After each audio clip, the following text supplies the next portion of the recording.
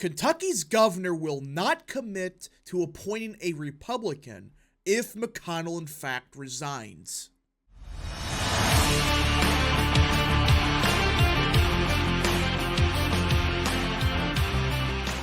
What is up, people of the internet? It is me, Real American, back again with a new video. And today, it is time that we talk about the 2023 gubernatorial election in the great state of Kentucky. Because everyone, it's been a while since we talked about the critical governorship election in this state.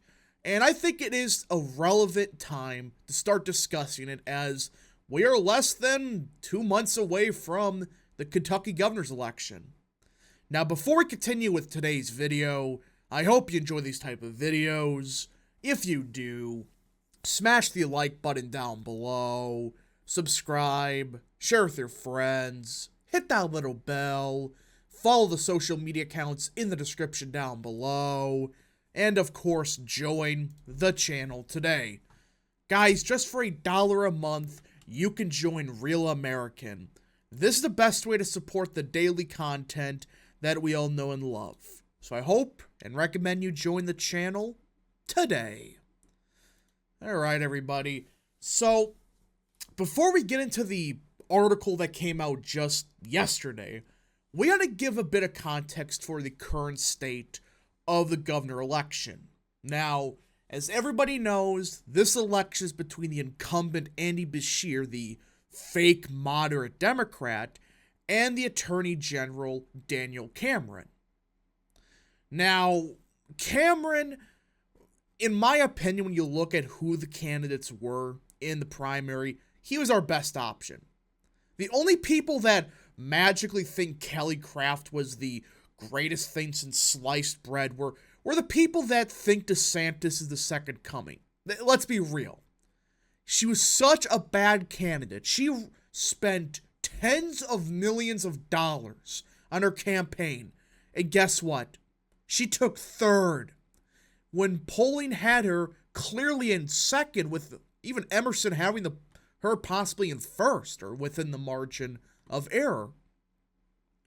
It just, you look at this map, or this results here, it's like Kraft was never the strong candidate. It always was Daniel Cameron. He was an attorney general that is relatively popular, well known, and people just forget this, he won by 20 in 2019.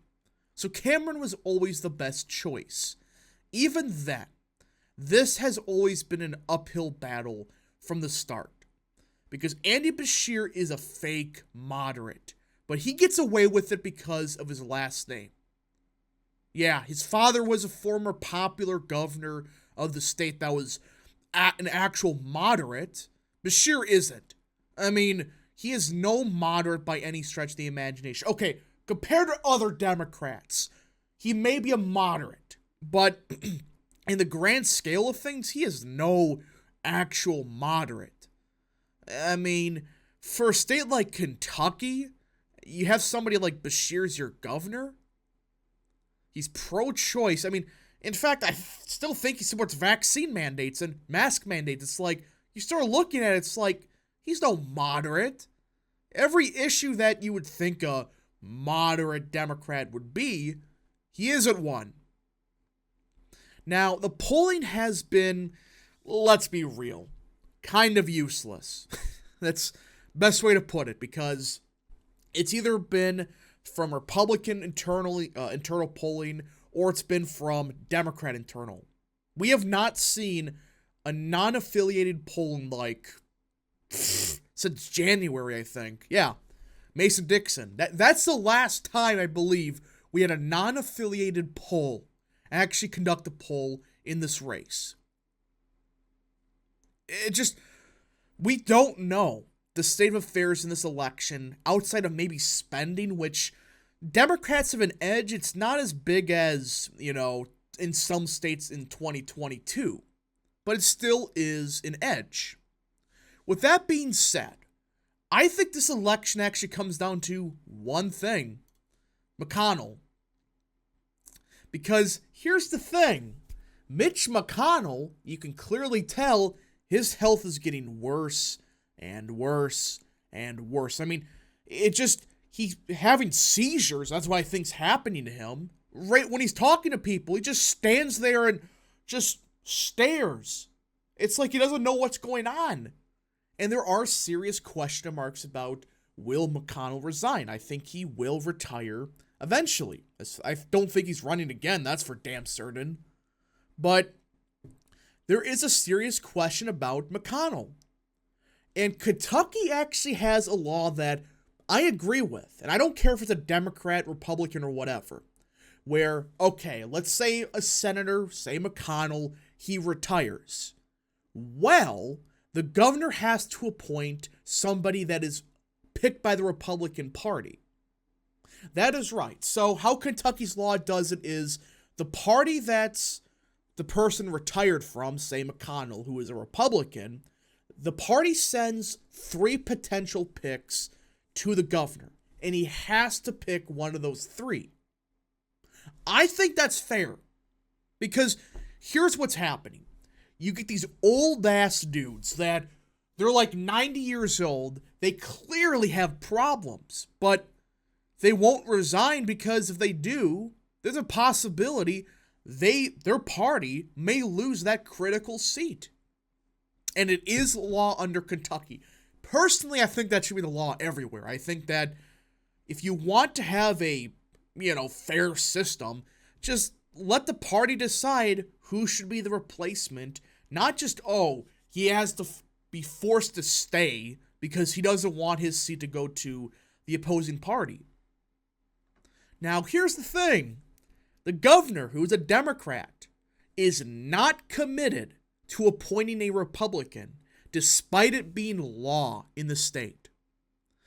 After Senate Minority Leader Mitch McConnell experienced his second freeze-in episode in 5 weeks, Kentucky Governor Andy Beshear is declining to say whether he would follow a state law requiring him to appoint a Republican in the event of a Senate vacancy. Which is like, why? Pretend to be a moderate for 5 seconds. It's like, dude, what are you trying to accomplish here? It's under state law that, hey, you have to select somebody that the party that the person is from, chooses. One of 3 people. A reporter asked Beshear on Thursday whether, if McConnell were to step down, he would choose a replacement from one of those 3 nominees selected by the state GOP, as the statute requires. There is no Senate vacancy, Beshear responded in the news conference. Senator McConnell has said he's going to serve out his term, and I believe him. So I'm not going to speculate about something that hasn't happened and isn't going to happen. Well, but just say yeah. You notice how he's trying to avoid this question? Because, ironically, there is one thing that could completely upend this entire election. McConnell. Mitch McConnell is one of the most hated people, not just in the country, but in Kentucky. In fact, the vast majority of Republicans hate this guy. You know what Daniel Cameron should run on? This. Mitch McConnell, there's a good chance he doesn't serve out the rest of his term. If you elect me, that means Republicans will for sure get a choice on who the replacement will be. Not some Democrat that Beshear wants. Some leftist puppet. No, we're going to nominate somebody that's a conservative, that's going to stand up for our values. I think Cameron should just run it. Run with it and see what happens. Because whether Beshear is popular or not, which he is, he's lesser extent, he is fairly popular considering it is Kentucky. Either way, McConnell's far more hated than Beshear is liked. So, run on the fact, if McConnell resigns and Beshear is the winner, he's going to try to force through a leftist Democrat in this key Senate seat who's not going to stand up for the values of the state of Kentucky.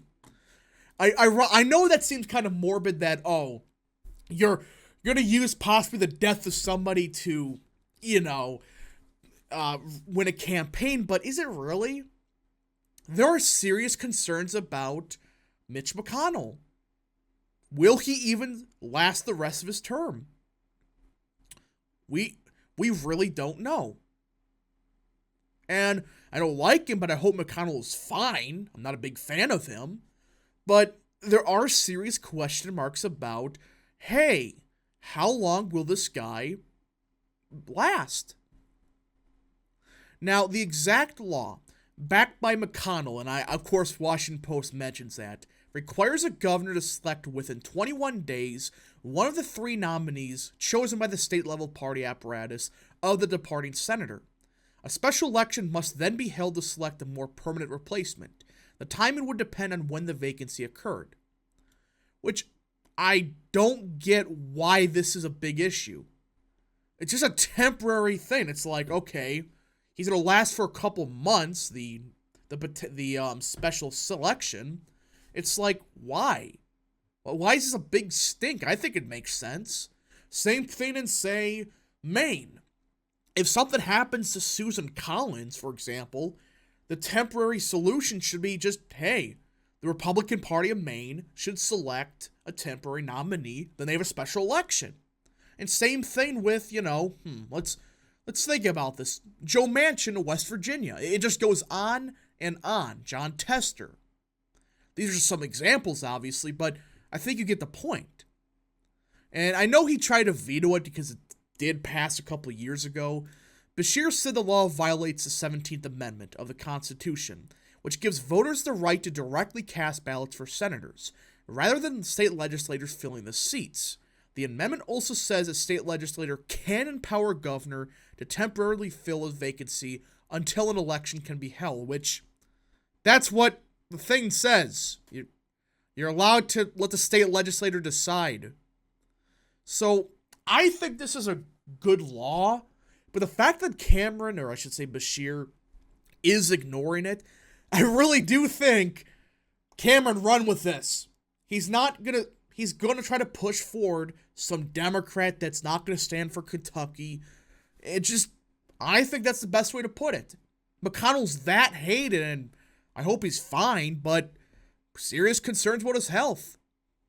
Anyways, folks, thank you so much for watching. If you did enjoy this video, smash the like button down below, subscribe, share with your friends, hit that little bell, follow the social media accounts in the description down below, and of course, join the channel today.